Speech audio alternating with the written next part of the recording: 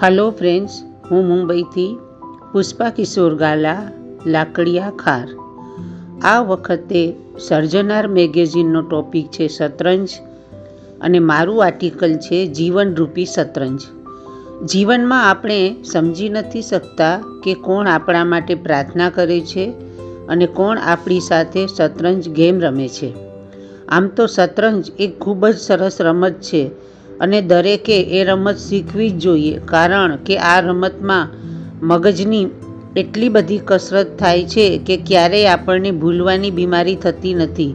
અને આ રમતની ઘણી બધી સ્પર્ધાઓ થતી હોય છે અને મોટા મોટા મહારથીઓ ઇનામો જીતતા હોય છે. આ શતરંજ આપણા જીવન સાથે ખૂબ જ જોડાયેલી છે.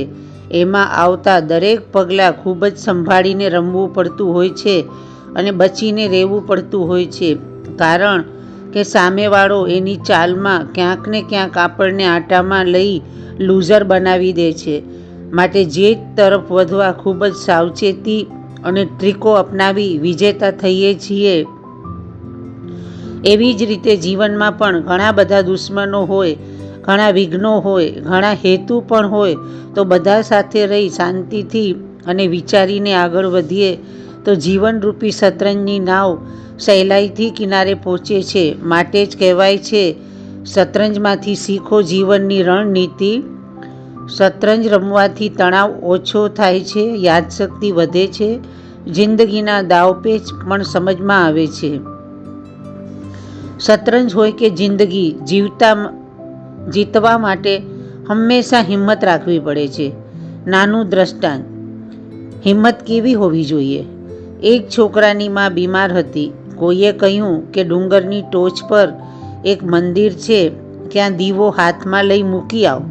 પરંતુ દીવો ઓલવવો જોઈએ નહીં અને દિવેલ ખૂટવું જોઈએ નહીં, એ ધ્યાનમાં રાખજે. દીકરો તો પૂરી હિંમત સાથે દીવો લઈને નીકળી ગયો અને રસ્તામાં વટેમાર્ગુ મળે છે અને કહે છે, તું ક્યાં જાય છે?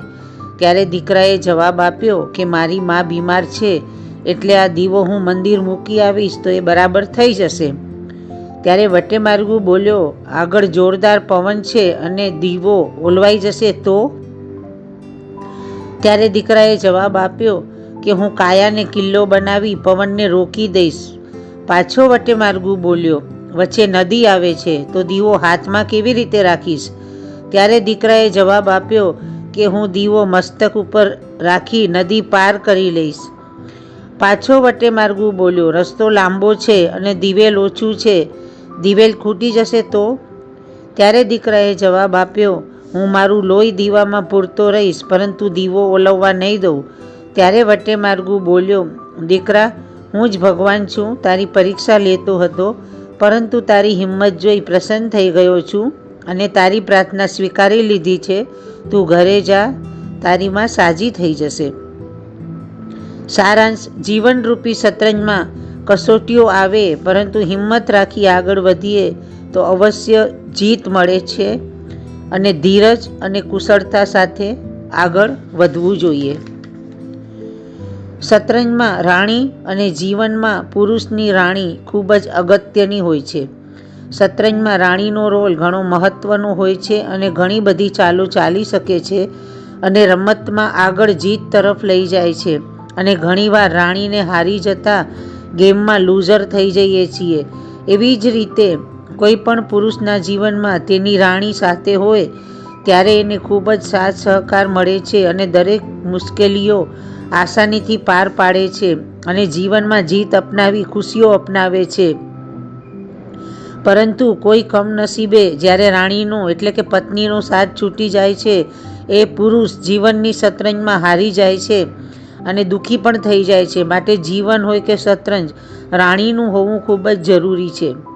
ઘણા લોકો શતરંજ જેવા હોય છે જે ચાલ પર ચાલ રમતા હોય છે અને આપણે એને સંબંધ અને ફરજ સમજી સ્વીકારતા જતા હોઈએ છીએ. માટે જીવનમાં શતરંજ આવડવું ખૂબ જરૂરી છે, કારણ કે સામેવાળાની ચાલ સમજી શકીએ. બાકી શાણા લોકો શતરંજના કેટલા પણ ખિલાડી હોય, પરંતુ ભોળા અને ભદ્રિક લોકો સાથે દગારૂપી શતરંજ રમી દાવપેચ રમે છે. એ હમણાં ભલે જીતી જશે, પરંતુ આગળ બરબાદી એની નક્કી છે. એ સત્ય છે, કારણ કે જન્મથી મરણ સુધી જીવનરૂપી શતરંજ આપણે રમીએ છીએ એની ચાલ કુદરતના હાથમાં છે અને એ ખોટાને હરાવશે અને સાચાને વિજયી બનાવશે.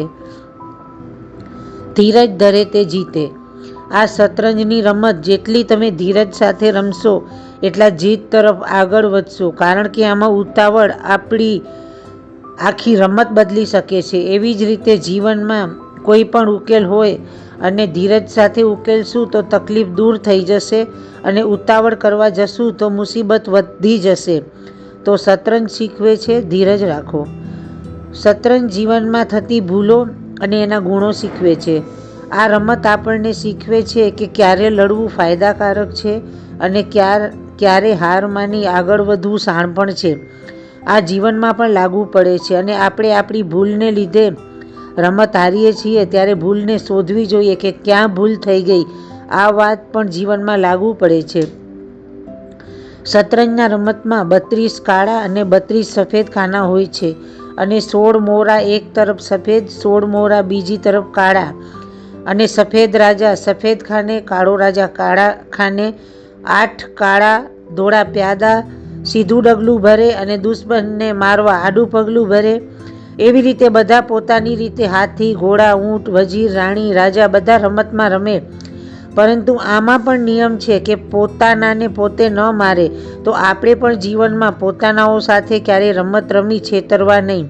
અંતમાં શતરંજમાં વજીર અને જીવનમાં જમીર મરી ગયું તો સમજો જીવનરૂપી ખેલ ખતમ. અસ્તુ.